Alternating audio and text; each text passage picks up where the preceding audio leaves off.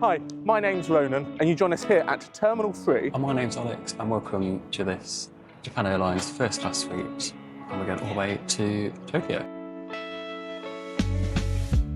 So here we are aboard the JAL A350 here at London Heathrow. Massive room. I'm a big bloke and this is a big room. So here we are on board the Japan Airlines A350, as Alex just said. A little bit of intro there of what the suite looks like, but I have to say, wow. It's absolutely massive. So looking forward to showing you. Alex is, I'm sure, going to be looking forward to showing you as well over on our TikTok channel, which you can click just up here to go and view. But just do remember to stay tuned and let's see what this first class experience is like. So we've just got some slippers here, so let's see what these are like. You open them up here. Let's see what it's like.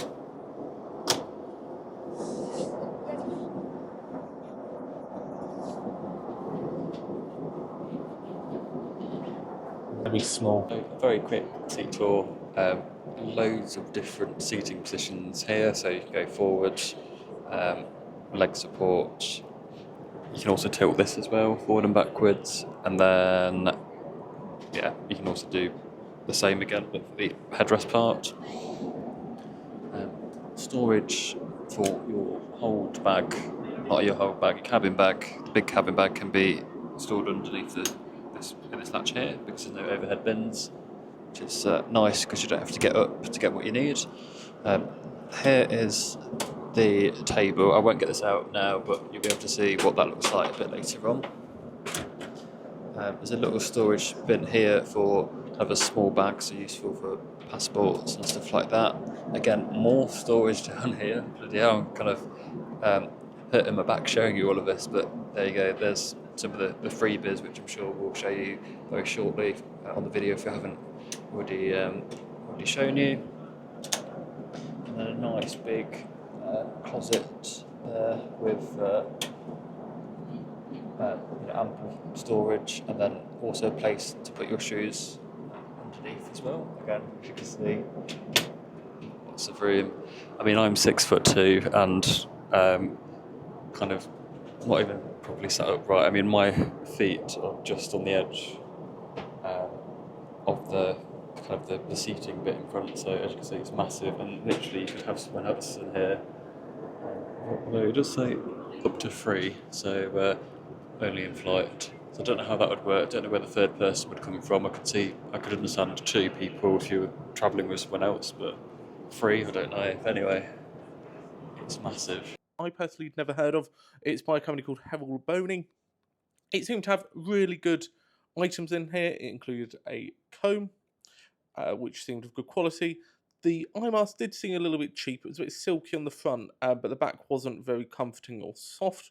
There were some earplugs that included. One bit I really loved was the USB charging cable. One of those things that you always can end up forgetting, and it just allows you to plug in and start charging. Your typical lip balms, moisturisers were in there as well, and a moisture mask, which I thought was brilliant, that you could put over your eyes and sort of your face, and it just gives you that sort of extra moisture after a dry flight. Toothbrush, toothpaste as expected, and what I did like, which was a unique touch, was a little bit of mouthwash there. And then there was a card there just to explain.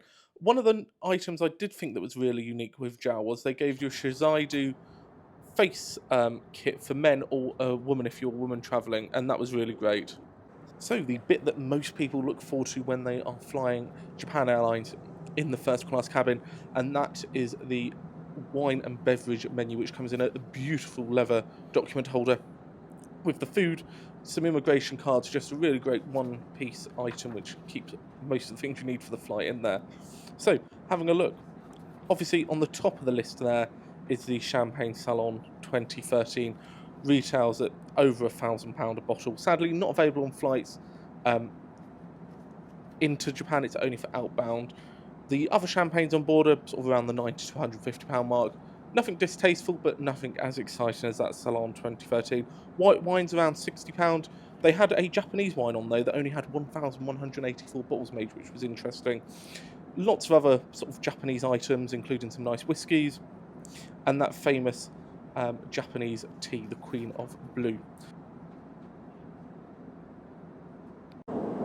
So we are getting ready for dinner now, and because the suites are so big, you can basically sit opposite each other, and there's still room for someone else, although they would have a table. One thing I missed earlier, there's actually more storage here. Crazy. I think it's hard to press that. The other thing I didn't mention earlier, so in my suite, the USB port here is out of use. Now they did say at check-in, which I thought was really good of them, but it's really, really a minor thing, and I think on other carriers they wouldn't have said anything. I mean, there's other USB sockets in the suite anyway. I mean, this one has 2 of the USBs that are out of use, so it's not like it's going to, I mean, unless you're coming on the flight to charge everything, it's not going to be an issue.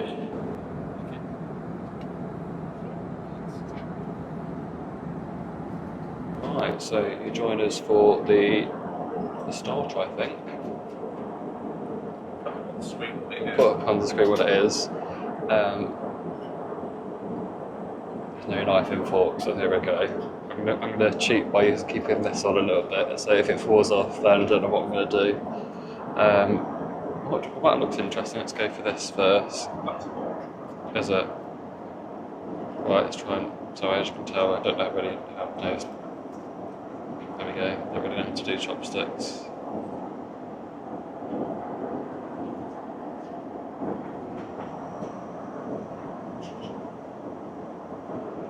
That's nice.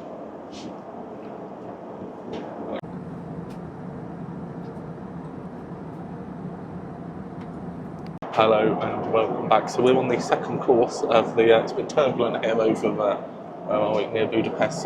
But we've got a sea green soup here. I don't normally eat food that isn't fish and chips. There we go. But here we go, guys.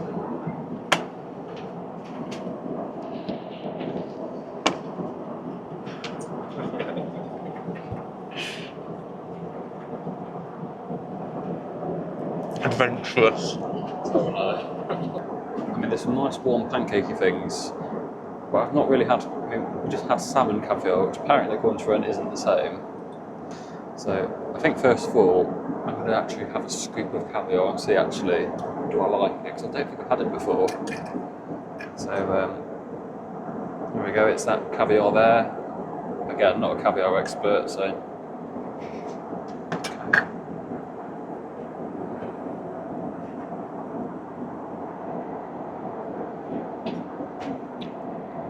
It's a cold spoon as well.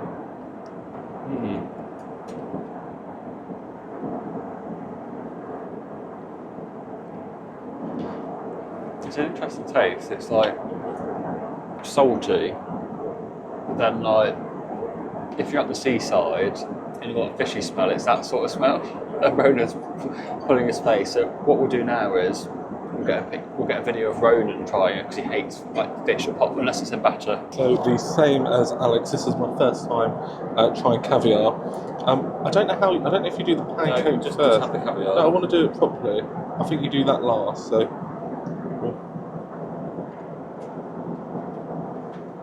Don't know what that is, but.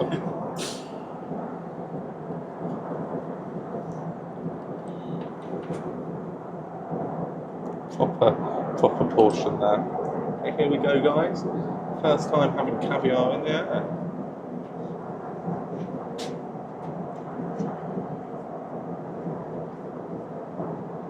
You don't like that, do you?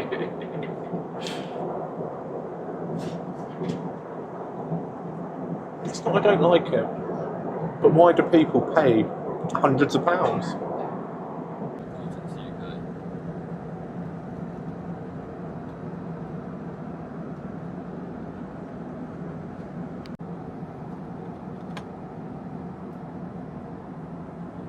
So here we go, we've got some Wagyu beef, so let's try this a little bit.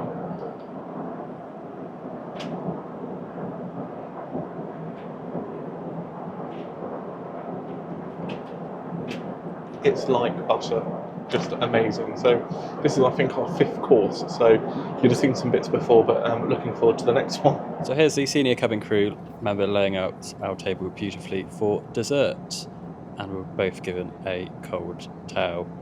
And we've got the two glasses there for the royal blue tea, which apparently is made from the finest hand-picked tea leaves. It goes for £500 a bottle. Ronan didn't really like it. He doesn't really like tea, and I don't really have that much tea either. I just felt it tasted like cold tea, but I'm sure tea lovers out there will be able to tell the difference between this and then the standard normal tea you find in the supermarket. For dessert, Ronan went for the kamakudo, which is a Japanese sweet, and he thought it was nice. I went for the cherry and pomegranate trifle, which was absolutely lovely. Right, so I'm no whiskey expert. I actually don't really like whiskey, but apparently, according to Ronan, this is $400 a bottle, and you can only buy it on board. So let's have a taste.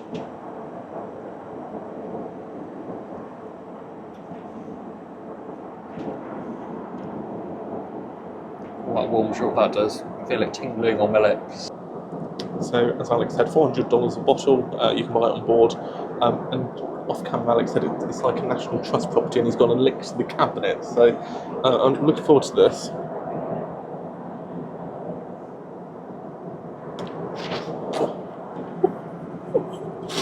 It's like it's a bit like it's fire. It's fire on your lips. But yeah.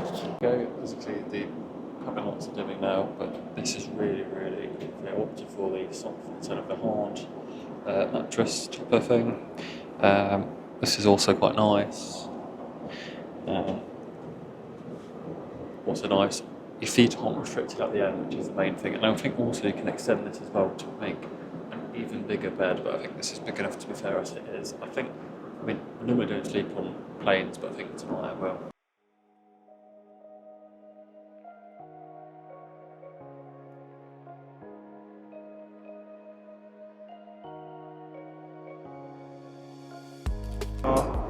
Just heading into bed on the JAL 350, closing the cabinet door, closing the middle wall.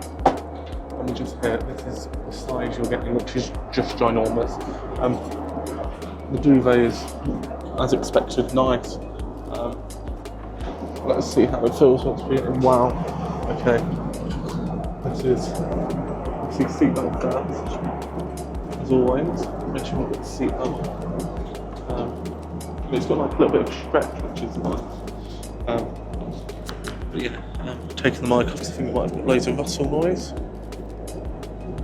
And then we will turn the lights off and good night, and we will see you once we wake up in 4 hours.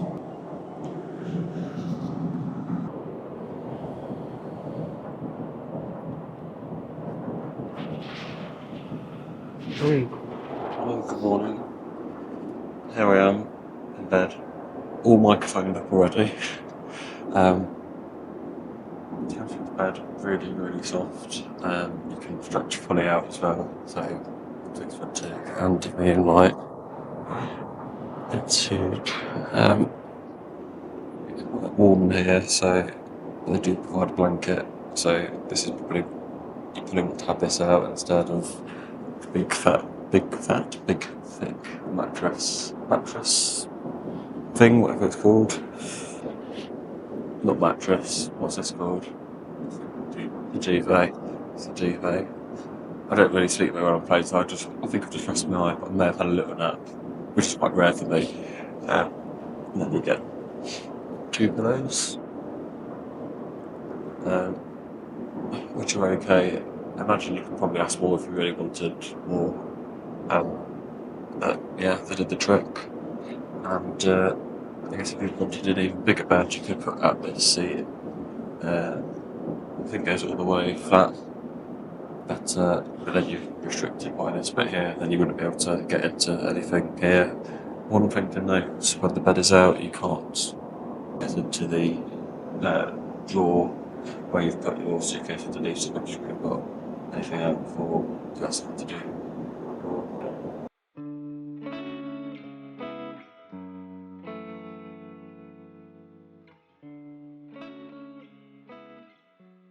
So here we are on board in the A350 First Class toilet. Yeah, just it's an interesting toilet. interesting. It's a toilet. Got a bit of a there vanity. The taps dual one. What I did like, which I thought was quite nice, excuse my clothes, is the amenities available. So that's quite nice. These were available. You got the towels. It's a toilet that has a bidet. So if a bidet is your thing, this is going to be brilliant. Somewhere to rest your feet and your clothes, and then toilet seat cover. So yeah, the pyjamas though were really nice, a bit thick, but yeah, I'll be keeping these to wear at home. So we'll see you for our next meal. Yeah, you join us just after I've got from the toilet and got changed. These are very similar to the American Airlines ones. They're the Bang & Olufsen ones. They're better than the BA ones. But I still don't know why. I haven't got them with me, but I don't know why they just don't go for Bose wireless ones. But I do wonder if these are wireless, and they are, so you don't need to plug it in.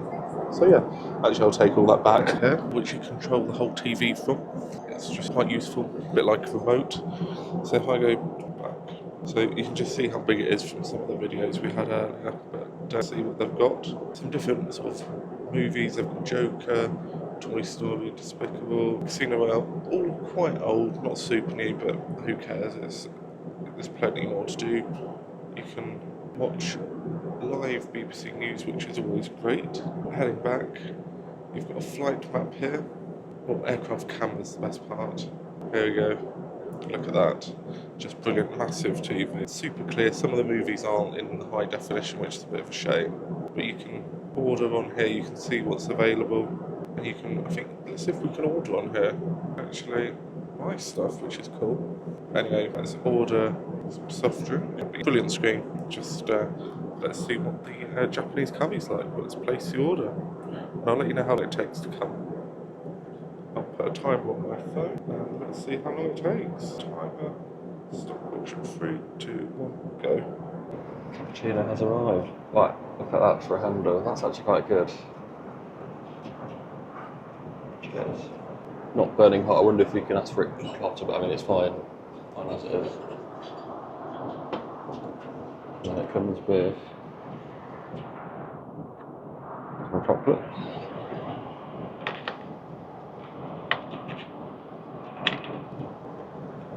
Oh, look at them. You get the weight trays, don't you? I think. Yeah.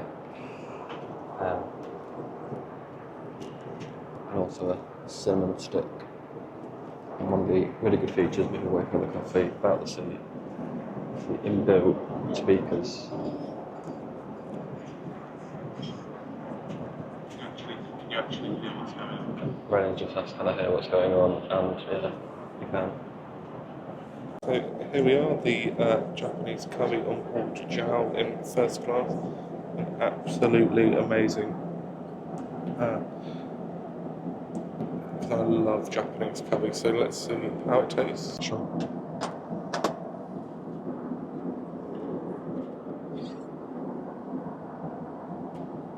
Wow, just beautiful, really nice texture. The taste just like you'd get in the restaurant. It's really amazing. So we used a tablet in Ronan Suite to order as both afternoon tea, although initially the table was only set up just for Ronan, but this was very quickly rectified. The afternoon tea consisted of a scone with jam and clotted cream, red velvet cake, and then a limited selection of fresh fruit. We opted to complement this with a 2013 champagne. Charles Heidzik, probably butchered the saying there. On the cheaper side of champagnes, this was £100. Typically sells for £100 a bottle, but still was acceptable. As you can see here, the presentation and service was very 5-star hotel-esque, really beautifully presented, and the crew were extremely on it when it came to kind of all aspects of the service. So as the sun started to go west, as they say, we began to wrap up this flight. And in my view, is this worth the £10,000 you could end up paying if you paid full fare? 100% yes. If I had that money, I would be flying with Jiao First all the time. From the service on boarding, throughout the flight, to the sleep, it was just 10 out of 10 for me. I would really recommend flying Jiao, and this first class suite is really making other airlines need to up their game and especially for us, we're not sure how we're going to be able to cope now flying another airline, which you can see coming up when we fly BA First back from Tokyo. So let's see what Alex's view was on the JAL flight. So I agree with Ronan. From start to finish, the service and the food on board was absolutely amazing. Definitely the more expensive option compared to other carriers operating the London to Tokyo route. But if you can afford it, I definitely would recommend you book JAL's first class A350 product. I mean, they must be probably one of the only airlines, or one of the few airlines, that offer a 1-1-1 configuration, so 6 seats in total. That's 3 people per toilet. So it is truly like flying in a hotel room. So top marks from me, probably the best flight I've ever had.